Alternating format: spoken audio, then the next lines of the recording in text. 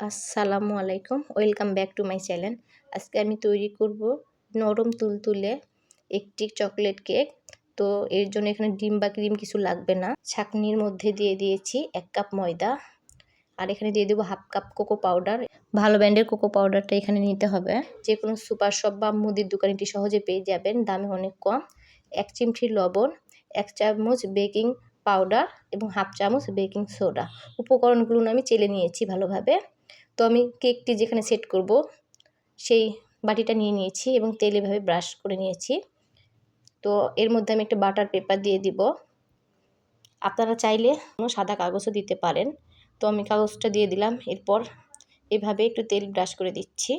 এই কেকটি কিন্তু ভীষণ মজার একটি কেক এবং ভীষণ তুলতুলে, যে কেউ সহজে তৈরি করতে পারবেন, শুধু মেজারমেন্টগুলো ঠিক রাখতে হবে। বাচ্চাদের কেক অনেক প্রিয়, তাই তৈরি করে দেওয়া যায় সহজে। একটি বাটি নিয়ে নিয়েছি, আর এখানে নিয়ে নিয়েছি হাফ কাপ চিনি। চিনিটা আমি গুঁড়া করে নিয়েছি। আর এর মধ্যে দিয়ে দিব হাফ কাপ গরুর দুধ। তো এটি আমি রুম টেম্পারে থাকা গরুর দুধটা নিয়ে নিয়েছি।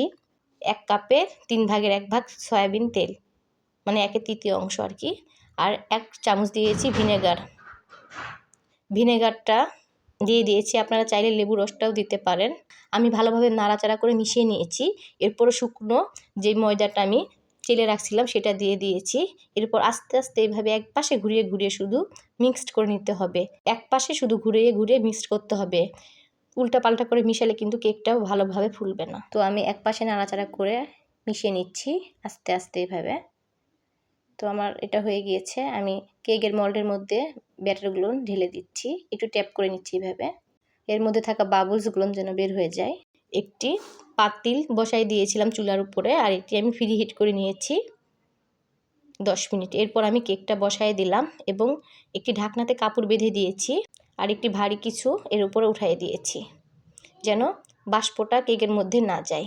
একটি কড়াইয়ের মধ্যে half cup cocoa powder, half cup চিনি, আর দিয়ে দিয়েছি কর্নফ্লাওয়ার 2 চামচ। তো আমার কর্নফ্লাওয়ারটা অনেকটা কম ছিল, 2 চামচ ছিল। কৌটা সবভাবে ঢেলে দিয়েছি। আর এখানে দিয়ে দিয়েছি 1 কাপ গরুর দুধ। তো সমস্ত উপকরণগুলো এভাবে একটু নাড়াচাড়া করে নিব। এরপর এটি চুলায় উঠাই দিব। 2 থেকে 3 মিনিট রান্না করে নিব। আর কর্নফ্লাওয়ার দেওয়া হয়েছে এই জন্য এটা অনেকটাই ঘন হয়ে যাবে। তো এটা কালারটা অনেকটা চেঞ্জ হয়ে যাচ্ছে। এটা আমরা কেক ডেকোরেশনের কাজে লাগাবো আর কি। কোনো ক্রিম, কোনো চকলেট ছাড়াই ক্রিম বানাচ্ছি আমরা এটা দিয়ে। তো এইভাবে একটু নাড়াচাড়া করে নিচ্ছি। আমরা চুলাটা অফ করে দিব। আমাদের কেকটা প্রায় হয়ে গিয়েছে। তো আমরা এখন এটা টুথপিকের সাহায্যে একটু দেখতেছি। দেখুন, টুথপিকে কোনো কিছু লেগে নাই, তার মানে কেকটা হয়ে গিয়েছে। তো আমি এটা গরম থাকা অবস্থাতেই ডিমোল্ড করে নিব। আপনারা চাইলে ঠান্ডা হওয়ার পরে করে নেবেন। তো কাগজটা উঠাচ্ছি। এত সফট হয়েছে কি বলবো, ডিম ছাড়া যে এত ভালো কেক হয় আগে তো ভাবতেই পারি নাই। উল্টিয়ে নিলাম। এরপর আমরা ব্যাটারটা দিচ্ছি, ক্রিমটা আর কি যেটা তৈরি করলাম। এরপর চাকুর সাহায্যে এভাবে একটু লাগিয়ে নিচ্ছি সাইড করে। আর আমরা একটা ডেকোরেশনের জন্য একটু বাদাম নিয়ে নিয়েছি। আমরা একটা চীনা বাদামই নিয়েছি, একটু ভেজে নিয়েছি একটু গুঁড়ো করে। আর পাশের ক্রিমগুলো আমি পরিষ্কার করে নিব এভাবে।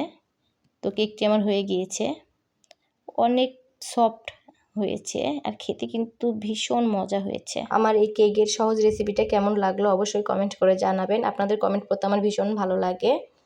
আর এটি কিন্তু আসলে অনেক সহজ একটা রেসিপি, করে খাবেন। আর ভালো লাগলে আমার পেজটিকে একটা ফলো দিবেন। আর ইউটিউব থেকে দেখলে আমার চ্যানেলটিকে সাবস্ক্রাইব করবেন। সবাই ভালো থাকবেন।